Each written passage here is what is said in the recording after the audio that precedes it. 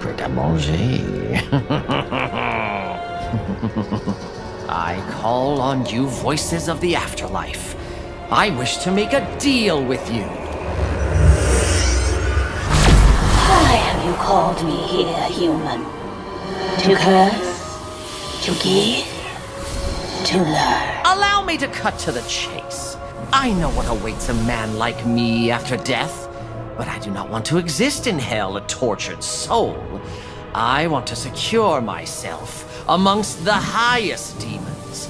I want to continue my fun! Wow, that's a new one. I must say, a soul like yours is unlike any I've seen. I can grant you power. Power beyond what your mortal mind can imagine.